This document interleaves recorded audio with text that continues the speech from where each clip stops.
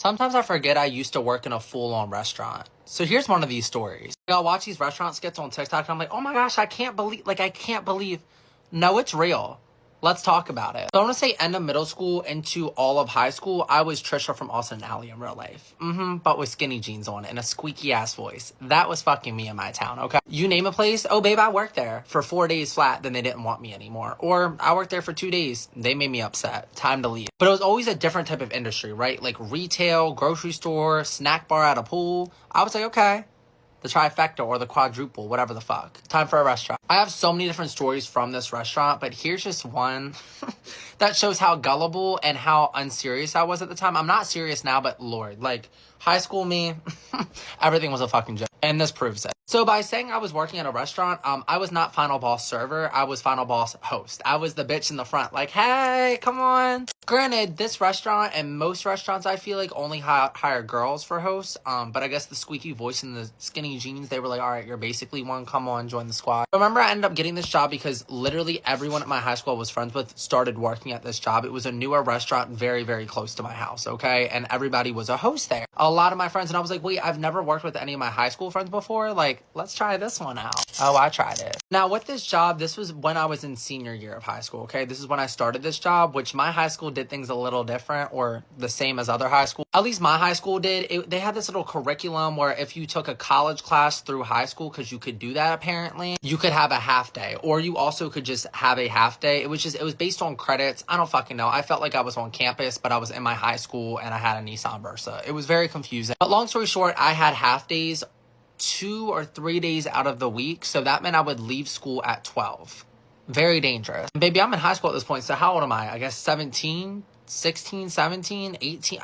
I don't. All I know is I should not have been given the freedom to leave early. Whatever. So anyways, I end up starting this job and they asked for my availability and I was like, work me as much as you possibly fucking can. I have $10 in the account and I want to buy a Four Loko for Saturday, right? Plus, all my friends work there too. So I was like, you know what? Like, working is going to be fucking fun. And it's also like, it's a restaurant / bar. So I'm like, it's going to be fun. So I remember this particular day, I was working one of the half-day shifts. Okay, half-day shifts, what the fuck am I talking? I left school early. So remember when I gave them their availability, I was like, okay, normally I'm off school at 2. So like, I can work like there were different shifts. There was like the 4 to 11. And then there was what was it? I think it was like 12 to 5 or 12 to 4. So I was like, oh, like I can work like a double this day. Like I was like, okay, like I need the money. Like I'll work like a 12 to 11. Okay. Wrong mistake. So I think the restaurant opened up at 11, but I was like, I can come in at 12, like straight from school. Like school's very close to it. I'll dress up for school. I was very locked into this job. The clock hits 12. They've already been open for an hour and I'm like, okay, lock in. Speed to work. And what do? I speed to fucking work. I end up getting in there. They're just opening stuff up. People, you know, the servers are coming in. Their eyes have crust in them and stuff. Baby, I've been up since 7 in the morning. I am ready to fucking rumble. I'm at my job. I am not at school. I'm getting paid to do this shit, right, bitch? No homework assignment. I get to my little hostess station. I don't even know what...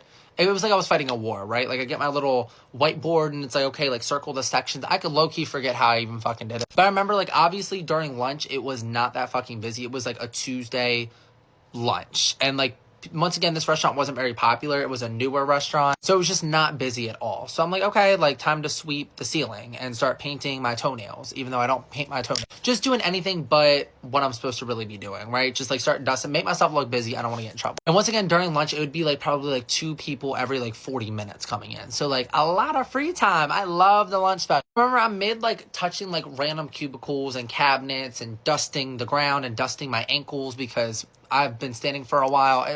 I remember my manager saying earlier that shift, he was like, oh, like I have like an interview coming in. And this is with every job. Like when like a new recruit comes in, I just get riled up. Like I kind of either want to scare them or just like become friends with them. Like one or the other. I'm just like, ooh, like new recruit. Like it's like school when like a new person's in school. Like, like, okay. So like, yeah, like I have an interview coming in, I think at 1. I think that was the time. And he was like, I have an interview coming in at 1. Like just letting you know if they come up here and they say I need to talk to me, like just go to the back, let me know, whatever. Send them to this place. I'm like, okay, perfect. Gotcha. Remember, it hits 12:50 and I'm sitting there. I'm really just like picking my nose and eating my fingernails and just, you know, moving my ring around. I'm so fucking bored at this. And then the door swings open, like really fucking aggressively. And I'm like, oh, and keep in mind, I don't know how to describe this scene, but like the host stands here. It's a small, like foyer area, lobby. So the door swings open. The host stand is right next to the door. Like, every time the door would open, like, baby, I would get a cold breeze. I hated that shit. So, like, it also was starting the fall. So door swings open, and it's this lady, like, blonde lady. And she walks in, and she's like, hey, like, I'm here for an interview. Like, sorry, like, it's been very hectic. Like, blah, blah, blah. I'm like, no, girl, like, you're here early for the interview. The 1 o'clock? Like, yeah, no, you're good. She's like, yeah. And she looks visibly, like, distressed. And I'm like, okay, like, did the taxi cab, okay, what happened? But that's not my fucking business. I'll become friends with you when you get the job. But, like, you look stressed. Are you nervous for the job? Because I was nervous, too. So I'm like, okay, like, I just have to, like, go tell my manager, like, let me go find him. She's, like, kind of, like, looking around. She's like, okay. And while I'm about to walk away, door swings fucking open harder than hers opened up, okay? Swing, almost knocked down the fucking picture frame, right? And it's this other lady number 2, screaming, Bliss. Bitch, you think it's a fucking game? You think it's a effing game? Like, blah, blah, blah. Like, I really will. You think it's a fucking game? I look over, and she's talking to the blonde lady. And, like, she's kind of, like, making eye contact with me, too. But, like, she's mainly looking at the blonde lady. And she's like, yeah, you think you're fucking funny? Like, bitch, I will really... And I don't know why... I don't take shit seriously now, but, like, oh, Lord. Like, I thought everything was a game. So I look over, and why does my mind go... I guess I was just so innocent and so filled with jokes. I just thought they knew each other and that they were, like, joking around. So I start laughing, and I'm like... And while she's doing that, the blind lady's like, I don't know her. And I think that's what made me think it was even more of a joke, because I was like, okay, like, you know when, like, your friend's, like, embarrassing you, and you're like, oh, like, I don't know her. So that's all she was saying. She's like, I don't know her. Like, I don't know her. And I start laughing. I'm like, okay, like, obviously y'all know each other. Maybe you don't consent to knowing her, but, like, you know her. There's no... The other lady's getting more and more infuriated. Like, bitch, like, you're playing in my fucking face. Like, you know what? You can go down this fucking route. Like, I'll wait outside with you all day. Like, I have the fucking time. And I'm like, I'm laughing. Then I'm also like, okay, like, the blonde lady, like, does not... She looks very serious. Anyways, lady number 2, the one that was screaming at her, ends up leaving. And I'm like... Okay. The blonde lady's like, yeah, like, I genuinely do not know her. Like, I'm not kidding. Like, I don't know her. And I'm like, oh. I'm like, okay, like, what's going on? Like, I'm sorry. Like, do you want me to still get the manager? She's like, yeah. Like, she basically explains to me, she's like, yeah, like, that lady, like, she's saying I cut her off on the highway. I cut her off 40 minutes ago, and she tailed me, followed me here, almost got me into a car accident, followed me all the way here, and then walked in here. Like, I don't know her. I thought we were just horsing around. Immediately, I go into, like, okay, like, I'm a hero, right? Like, I'm the FBI. So I'm like, okay, wait, like, do you want me to get my manager to, like, call, like, the police? Like, she says she's waiting out all day. I mean, this interview's going to be very quick. She's like, no, like, you don't need to tell the manager to do that. And I'm like, are you sure? Like, once again, she's staking you out. And as I'm saying this, like, I see the lady, she's pacing back and forth outside our restaurant. Like, pacing back and forth. And, like, not to, like... This lady was sizing the fuck out of her. How do I say? Like, the lady number 2 that said she was going to wait for her and get her in the parking lot was way bigger than her. Blondie had no fucking chance. I'm looking at her. I'm like, girl, like, are you sure? Like, you know you're not going to win. Like, if she touches you, you are fucking done. And she's like, it's okay. And I think in her head, she was like, I really want this job. Like, I don't want this drama to you know what I'm saying? Like, she didn't want this to jeopardize her chance of getting a job. So I was like, okay, whatever you say, but I'm very fucking messy. All right. I don't get in the manager. I don't tell the manager right away because I'm like, oh, hey, like, your interview's here. He's like, okay, like, I'm coming. He ends up taking her to the back. They spend like 20 minutes there. And then anyways, she ends up coming back out. And I look at her and I'm like, girl, like, are you okay? Like, are you safe? Like, are you sure you don't want to call the police? I won't say it's from me. Like, I'll say it's from, like, a alias. She's like, no, seriously, it's fine. Like, she probably left by now. And I'm looking. And I was staring the whole time she was in the interview. Like, that lady went to her car and it was right out in front of us. Baby, she did not move. I told her, I'm like, you know, like, she's sitting out there, so count whatever days you have. I want you to be a coworker. She's like, it's fine. You know what? It's happened before. I'm not afraid of anything. Okay, Spider-Man, Iron Man, you got this. She ended up walking back outside. Went straight to her car, which was parked next to her, because the lady parked right next to her.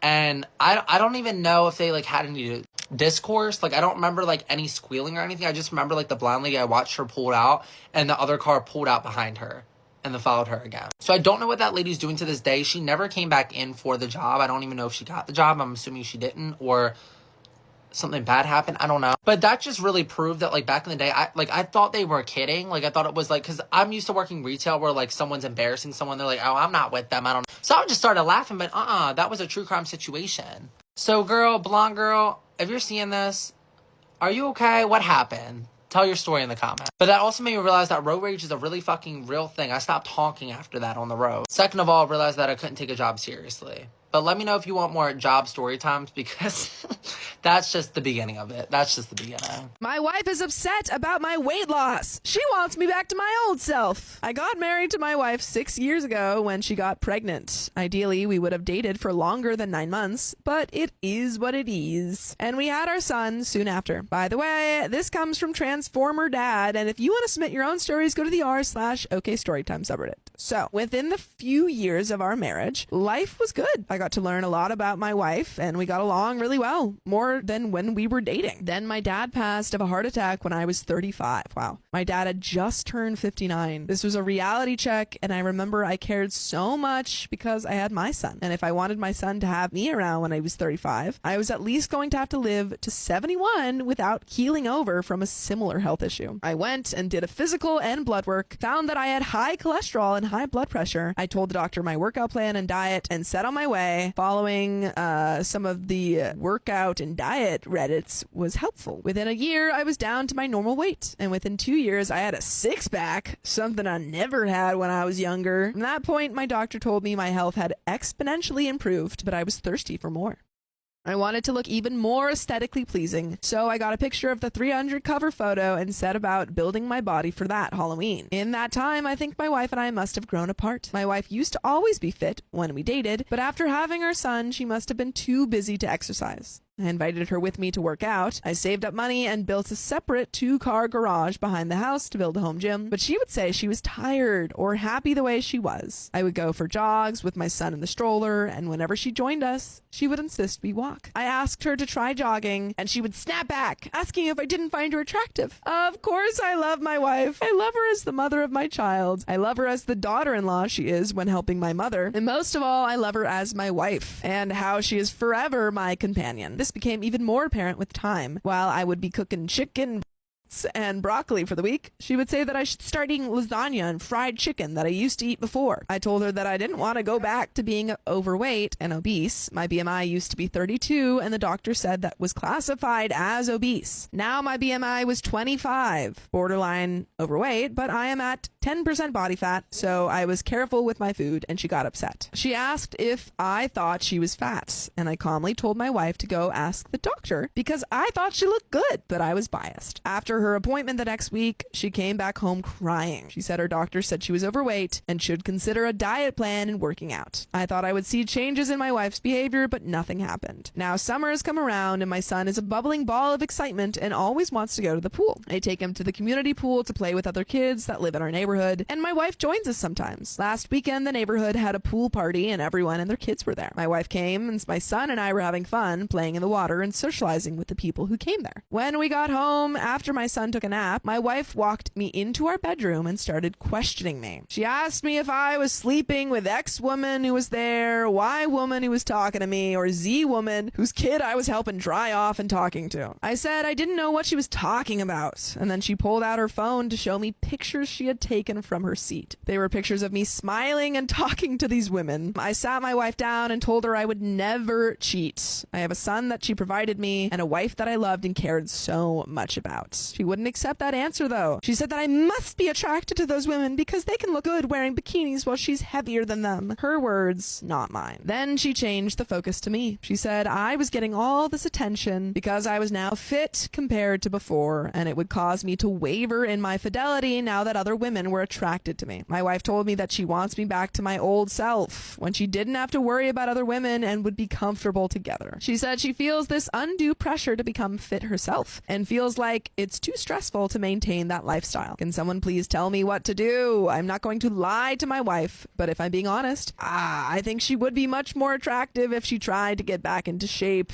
even just trying. I don't know how I can tell her this without hurting her feelings or making her feel more insecure. Can someone tell me how to approach this? There is an update. Hey guys, before we continue with the story, we wanted to share with you some exciting news. We're going to be on TikTok Live TV next Tuesday at 6 p.m. PST. We'll have more crazy stories to share share with you. It's going to be a great show, so don't miss it. Next Tuesday, live here on TikTok. Thank you everyone for your posts and advice. I really appreciate it. I made a few realizations about myself and my relationship to my wife. I wasn't easing my wife into getting into a healthy lifestyle and had completely forgotten that when I started out, I took it very slow. It took me 4 years to get to where I am now, and my wife was trying to keep up with my current lifestyle, which can definitely be overwhelming. I was trying to look for the perfect opportunity to talk about this with my wife, and to ease the mood a little, I went and bought her favorite bottle of wine and a bouquet. I went to talk to her in our bedroom after our son had gone to sleep, and she had these old photo albums. Apparently, she had stopped by her parents' place after work to help them with some summer cleaning, and she wanted to keep the photo album to go through the memories. I gave her the flowers and opened the wine, and we looked through the pictures while we were cuddling. We were leafing through the pictures, and then I saw one of a strikingly handsome man in a football uniform holding a girl that looked exactly like my wife when she was 24, kissing him. My wife was so interested in the picture, and she started tearing up a bit. I asked her what was wrong, and she pulled out her phone and showed me a picture of her parents now. They're in their 60s and still in love, but they have lost their shape that they had in their youth. Her dad had a really large adult soda gut, and her mom was overweight, but they were happy. She was saying that when we got married, she was hoping we would be like them. They never worried about losing faith in one another because their attractiveness faded as they grew older, but their love for one another continued to grow. She talked about her old boyfriend who became so popular in college and girls threw themselves at him that he ended up straying. She was worried the same would happen to me because women in their neighborhood started to talk and say they wish their husbands worked on their bodies like I did.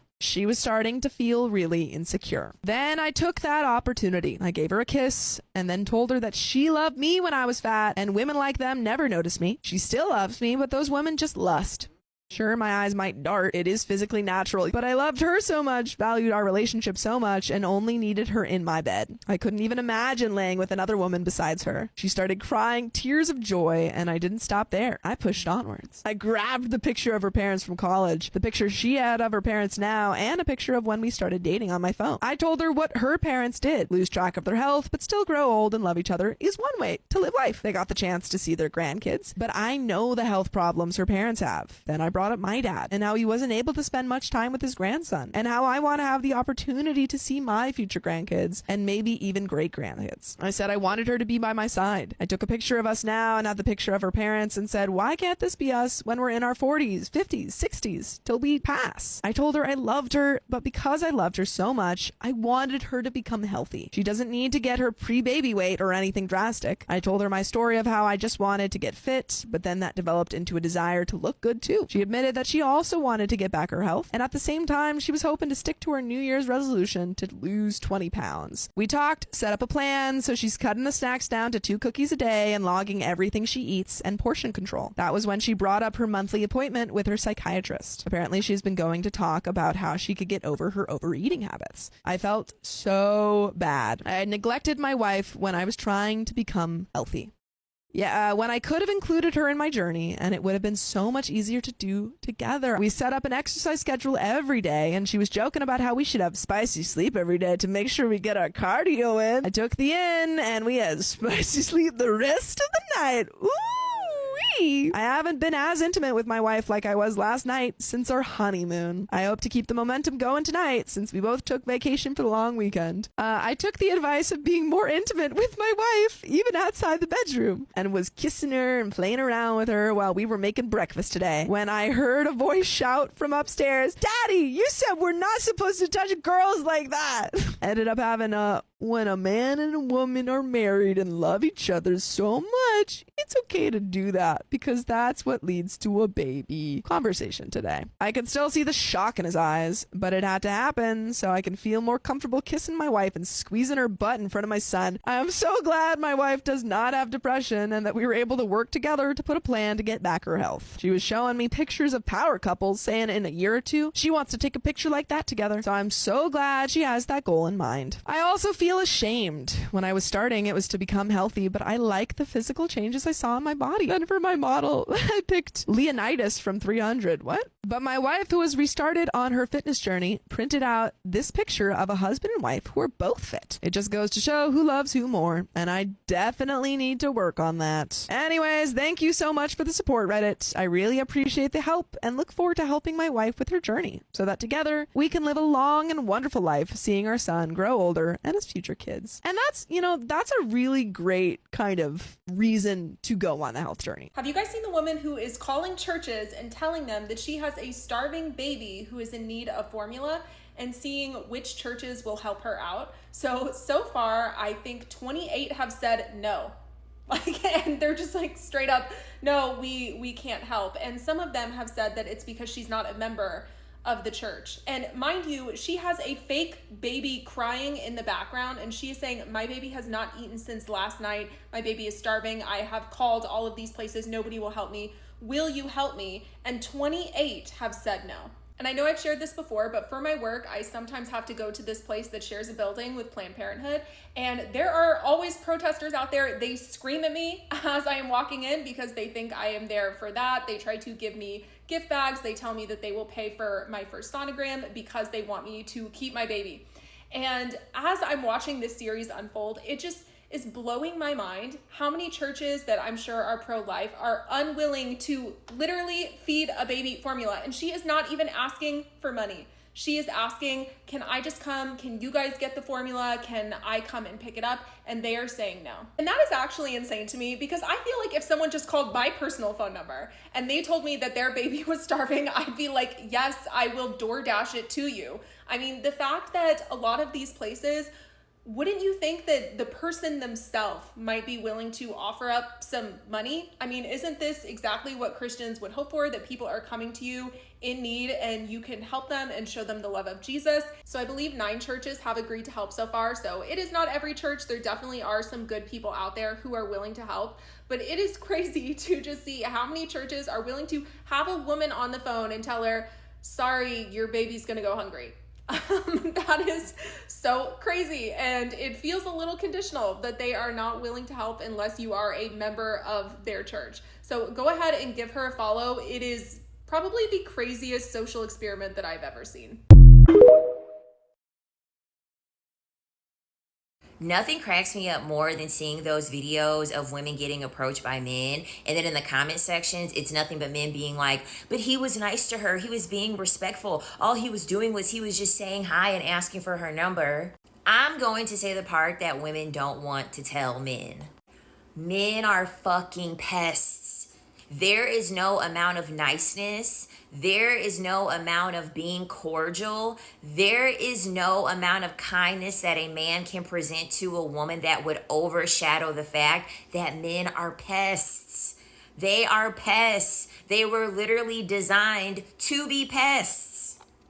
In just about every species of animals, the females have to literally play dead. They just did a study showing that female octopuses, they take their tentacles and they throw the ground rocks and the gravel at the male octopuses because they're so fucking annoying and they will not leave them alone. The biological wiring of a male is to constantly seek out a partner that he can mate with in order to further his bloodline. That in turn makes men fucking pests because they're biologically wired to be fucking pests. Women pick up on that shit. Women understand that. Women know that you're not coming up and approaching us because you want to give us $1 million. Women know that you're not coming up to approach us to give us this bullshit romance and this love that you all keep trying to sell to us. You're talking to us and pestering us because you want to fuck us. That alone makes you annoying. That alone makes you a pest. That alone makes you intolerable to deal with. Men always want to reduce the interactions that they have with women at face value because they are able to benefit off of you not critically thinking and looking deeper and being smart enough to realize, okay, the reason why he's even coming up to me is because he wants something. And in most cases, he wants something that he knows that I'm just not going to want to give him willingly. This is why a lot of men have to manipulate you in order for you to give them a chance in the first place. Men know better than to come up to a woman and say, hey, wanna fuck, wanna smash? Are you gonna let me come inside of you and get you pregnant because I wanna pass along my bloodline? Men know better than to fucking do that. They already know. That's considered sexual harassment. That's considered sexual assault. You can't go up to someone and fucking say that. So women are smart enough to understand that no matter how nice and how kind your intentions are, behind all of that bullshit is the true intention. You want to fuck someone, and you know that women don't want to willingly do that, and most women are not in a position where they want to do that. That makes you a pest. So no matter how you package it, no matter how pretty you try to make it and you put a nice big red bow on it, you're a fucking pest because you still want something from women that women don't want to willingly give to you. And then you literally will have men saying that they're the prize because of this. So you're the prize because you want to go pester women to be able to have sex with them. Doesn't sound like a prize to me. If you were the prize, women would be willing and open to deal with you.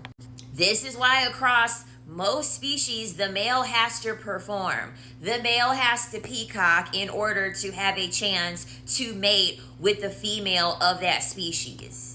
Men refuse to accept the fact that the little bit of leverage that they were able to have in having interactions with women was artificially created because women had to deal with men based off of survival. And we no longer have to deal with them based off survival, which increases the level of pestering tenfold. Because our survival is not rooted in us having close proximity to a man. So why would a man be there? Why the fuck would a man be there? If my survival is not based off of you being there, why do I need you there? I don't want to sleep with you. I don't want to procreate with you. I don't want you in my space. I don't want you around me. You're annoying. And then when women try to be nice about this and women try to reject these men, they continuously see it as an obstacle. And so they will want to further go on and they will want to challenge your stance on you rejecting them. Which is then why women have to go into survival mode and say, hey, can you give me money? I mean, I literally just seen a video of a woman who was in Texas on the train, at the train station, waiting for her train to come, and there were like 4 men that were circling her, and they wouldn't leave her alone until she ripped out her bloodied fucking pad and whipped out pepper spray. That's how pestering they are. It took for a woman to take out her pad with blood on it and pepper spray for these men to leave her alone. And these men will still look at you with a straight face and tell you, how come you can't just say no? You should have just said no. Y'all are so addicted to sleeping with women because you're biologically so-called wired to be that way. Y'all don't want to admit the fact that y'all are fucking annoying. And that if the shoe is on the other foot, see, if it's 600-pound Miss Shirley, and if 600-pound Miss Shirley gave them the energy that they gave women that didn't want anything to do with them, they would know how it would feel. If they got sent to prison and a guy that looks like Terry Crews was making a pass on him, giving him the same energy that he was giving women, he would quickly understand. He would quickly understand that, oh, you just can't say no. No, you can't say no to Terry Crews. Look at Terry Crews and look at you. You actually have to critically think and size up the person now because it's someone that is now the predator. Now you're the fucking prey. Men don't ever want to think like this because we're constantly having to be propagated to deal with our fucking predator. You know how much you gotta hate somebody to go buy some red ants, some real red ants offline and spread them. I mean, cover them inside their car. Do you know the amount of hate you have to just consume to be able to do something like that? It's been times people that made me mad or, I get angry, livid, all this and all that. But I never thought like, let me order some red ants from offline, throw them in someone's car, wait until they get in and watch the ants eat them alive. Have you? Raise your hand. Put a finger down. Okay. The worst part about it all is she wasn't even my girlfriend. We wasn't even together. It was no relationship. So that's where this happened a couple of years ago, but I promise every time I think about it, it just makes me think like I really should have took you to court. I really should have done way more than what I did. I was trying to, you know what? Let's just start it from the top. Hold on. Here we go. So boom, we got a girl. We're going to call her Kylie. And we calling her that because she was literally obsessed with Kylie Jenner. Kylie Kardashian, whatever the last name, whatever. She was obsessed with her.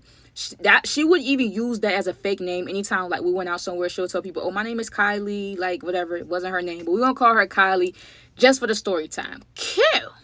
Okay, so way back when I was working in 9 to 5, I was working at a warehouse, right? And every Friday, me and a couple of people that was on my team at the warehouse or whatever, we would go out, and we go out to this same club. Every single time, they knew us. They had like cheap drinks. It was good time, good music, whatever. Kill. Now, Kylie was a new waitress, bartender there, because we never seen her before. And I remember that because when I first seen her, I kind of looked and I was like, wait, she must be new. We be there every Friday, so we knowing, the workers and the owner and the DJs, all this and all that. Yeah. Now, when Kylie first seen me, she kind of like looked, like kind of did a double take. Not nothing too crazy. She just kind of looked. I just kind of looked, whatever, like that. I waited, she got over to our table, so she taking everybody drink orders and stuff like that. She got to me and she was like, what you want? I said, you. Don't know why, y'all. I don't know. Sometimes, come on, like, you gotta understand what I'm saying. Sometimes we just say stuff that we don't mean. I don't know why the flirtation. I don't know why the charm. I don't know. I just like making people feel good. I like making people smile. Because as soon as she asked me what I want and I said, the smile went from this to... That's how she was. Like, the smile was from here to heaven. And that made me feel good. Should I have said that? No, I should have just ordered my drink and I should have sent Kylie on about her business. Because from that point forward... That's me and Kylie. After I told her, like, I want you, she like, well, you got to show me how bad you want me then, because words don't mean nothing to me. I'm all about action. Like, okay, whoop-de-doo, here we go. I'm just playing. Seems like she get a little serious, but it's okay, though, because I'm liking what I'm seeing. I'm liking the vibe, and I like somebody that can flirt. You feel me? Like, flirt back. You know what I'm saying? Pop it back to me. Don't be on like, oh, my God, like, stop it. Nah, talk back to me. That's what I like, you understand? Okay, so I finally ordered my drink or whatever. Kylie walk away, and my friends immediately like, no, don't start that. Like, this our spot. We want to keep coming here. You're going to start talking to this girl. All hell going to break loose, this, and that. I'm like, nah, chill. Like, we kicking it. Like, it ain't even that serious. Like, she cool. We not on that type of time, whatever. Y'all, my friends hated that because they already knew 9 out of 10, unfortunately, something crazy was going to happen. And like they said, this was our spot. You know what I'm saying? These are my work friends. You know what I'm saying? This is our spot. Cool, whatever. So Kylie bring the drinks back, so whatever. She's passing the drinks out to my coworkers, friends, whatever you want to call them, whatever. And she says mine's for last. She's like, I want you to take a shot with me. I'm like, okay, where your shot at? She like, well, we gonna share yours. We're gonna take it together or whatever. I'm like, wait, like, how we gonna do that? She like, take the shot. So I'm taking a shot. She grabs my face and tells me to spit in her mouth. I'm only doing what I'm told. Like, you can say what you want to say. I mean, what else is I supposed to do? That's what she wanted. So I'm like, okay. I don't really know you. You don't really know me. Mind you, this is my first impression of you. And I like it. I like it. You know what I'm saying? It is what it is. But that's what I did. And y'all, she took the shot. I'm like, wow. Okay. From that point forward, I'm like, all right, you got my attention. Like, you just did something to make me remember you. You really got my attention for real. The whole night, Kylie was doing her job, but she always come right back to talk to me. She like, you good? What can I do to make sure that you're good? This is, are you sure you're good? Like, I keep taking shots. She keep taking shots. She even showing my friends, my coworkers love and all this other stuff. We just having a good time. Like, I already like coming to this spot, but I'm not gonna lie, Kylie just made it even better. Like, okay, yeah, now I'm really feeling the vibes. Another thing, y'all, we never ever stayed until the club closed. At this point, y'all, the lights is on, the DJ packing this stuff up. We still there. They like, Starion, come on, let's go. Like, some of them drunk, some of them hungry. They used to like going to Waffle House or, you know what I'm saying, something like that, so they get something to eat. And yo, I just don't want to leave, but I don't really want to say it's because of Kylie, because, you know what I'm saying, I'm trying to keep it player. I'm just like, all right, like, let me go use the bathroom, we can leave or whatever. Finally, I mean, even the security guard kind of standing around like, what y'all gonna do? You know what I'm saying? You don't got to go home, but you got to get out of here type time. Cool. So I go in the bathroom, fake using the bathroom. I'm just trying to figure out, like, dang, you know what I'm saying? Like, how I'm going to get the number? Like, I need the number now. Like, I want to talk to her. I don't want to wait till next Friday, even though I know for sure we're coming back next Friday. I need to see what's up with Kylie, whatever. So I'm standing in there, you know, got the water running, pretending like I'm washing my hands, whatever like that. Kylie walked in and she was like, wait, because I know you wasn't about to leave without letting me know. Like, that's what you want? I showed you a good time the whole night, and you just going to leave without saying anything to me? And I'm like, that's crazy, because I walked in here trying to figure out how I'm going to walk back out there and what I'm gonna say to you, because I don't want to leave. Like, I need your number. I handed her my phone. She put her number in. She handed me her phone. I put my number in, and mission accomplished. Kill. So we giving each other the phone back. She like, look, I don't know you and I know you don't know me, but listen, don't play with me, okay? Because I'm crazy. You know, all girls say that. Everybody want to be so crazy. Everybody want to be so toxic. So, you know, I'm hearing it, but it's going through one ear and going out the other. Like, yeah, all right, you crazy. What? I should listen to every word that girl was saying, because one thing about it, she may have lied about many and plenty of other things, but the one thing that she didn't lie for a fact was that she was crazy.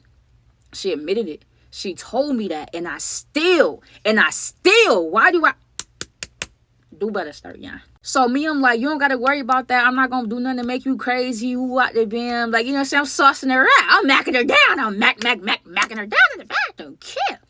We walk outside of her. My friend's like, come on. I'm like, all right, bet. She like, where y'all about to go after this? I'm like, Waffle House. She like, is it okay if I meet y'all there? I'm like, you know what? Yeah, what can I don't own Waffle House. It ain't my restaurant. You can go wherever you want to go. She like, I just want to be with you for the rest of the night. Kill.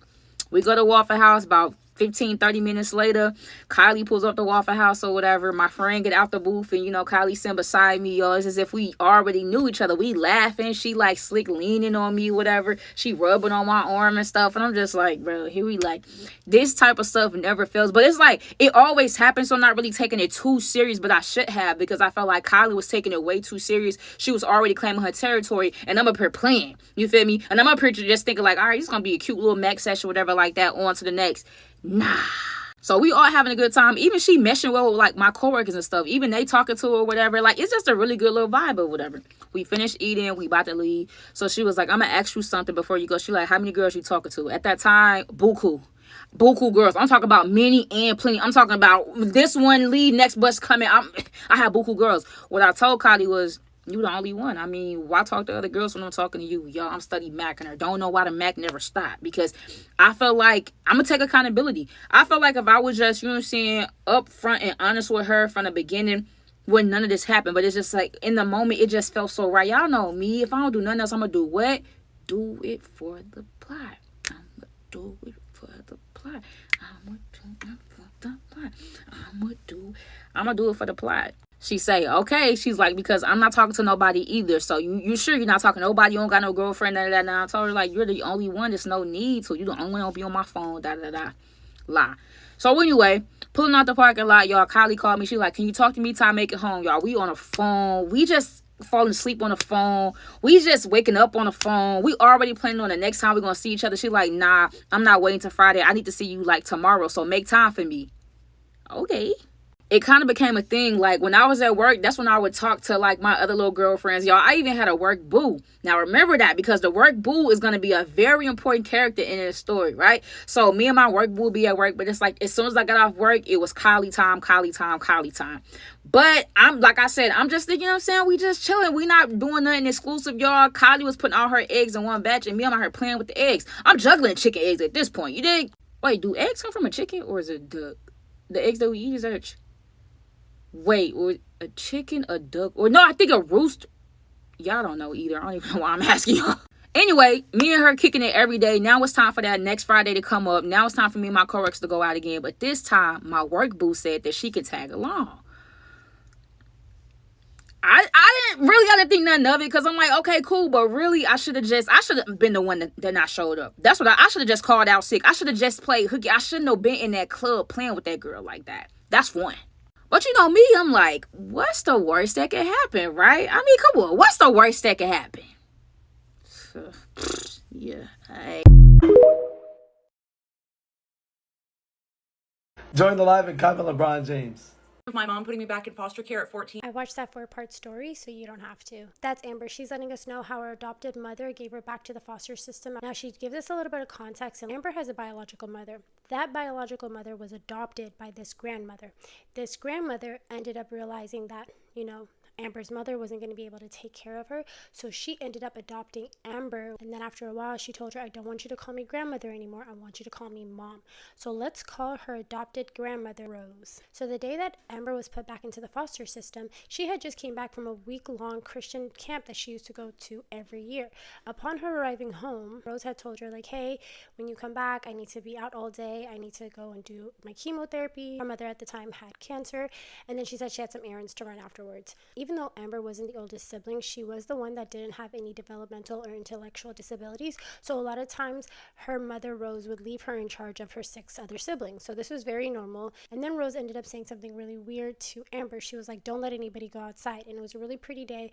And one of the biggest rules her mother always had was if it's nice outside, you need to be outside. So she clocked that, but didn't think much of it. Now, Rose is a Southern Christian woman. She raised those kids in a very strict household.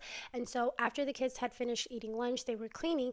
And one of her rules was you're not allowed in the basement. So because Rose was gone, the kids were like, hey, let's go into the basement. And they're looking through boxes. They're looking at little antique toys that she had. In the back of the mind, Amber's also thinking, it's kind of weird that, Rose hasn't called us. It's the middle of the day. Usually when she's gone for long periods of time, she's going to make sure to check in on us. So whatever, they're playing with the toys. And all of a sudden she hears the back door open and close, which was the main entrance that they used to use. So immediately she tells her brothers, like, pack everything up. Like, I'll run upstairs and I'll distract her. Now she's holding an antique gun in her hand. So she runs upstairs, she turns the corner, and to her surprise, there's 2 officers standing in front of her. They ask her, like, hey, are you Amber? She says yes. They tell her, turn around, put your hands behind your back. They handcuff her. They don't say anything. They escort her to the squad car. So in the back, she's asking them, like, hey, what's going on? They're not trying to tell her anything. Then she's like, hey, is this for, like, what I said on MySpace last week? And they're like, well, what'd you say on MySpace last week? And she's like, well, I told these girls that were bullying me that I'll beat them up if they didn't leave me alone, but I wasn't going to do it. I was just wanting them to leave me alone. They don't say much. After about 20 minutes, they arrive at a building which Amber was very familiar with. It was this family services building. She was familiar because Rose was still a very active foster parent, and she would have foster kids come in and out of her house. And so they place her in a room for about 10-15 minutes, and eventually a caseworker walks in. And this is when she just starts begging for answers. The caseworker tells her, you're not going to be going back home, and she shows her a piece of paper showing that her mother had decided to put her back into the foster system and with her signature on the paperwork. And she said that image of that piece of paper is burned into her head. The caseworker continues to explain to her, like, while you were gone at summer camp, your mother was here basically signing all the paperwork to put you back into the foster system, and she actually wasn't at chemo today or running errands. She was here finishing up paperwork. Amber's not even processing what's going on. She's like looking off to the wall. She's like, wait, what? What are you even saying? She's thinking when she gets back home, she can talk to her mom, she can explain everything to Rose and get her to undo this decision, right? So the caseworker tells her, hey, we're going to go back to your house so you can pick up your belongings. And soon after that, they jump in the car, they head over there. She walks in, she opens the door, and she literally trips over black trash bags that had her stuff filled in there. So she looks at the trash bags, she starts to just go through them, make sure all of her belongings are inside of there. And that's when she found out that her favorite childhood stuffed animal was not included. So she runs upstairs to her room, she looks on the bed where she left it. She can't find the stuffed animal anywhere. Then her brother appears in the doorway and he tells her, hey, mom said that you need to come downstairs. You have no right to be running around her house. And so she's like, wow, this is like my childhood house, but okay.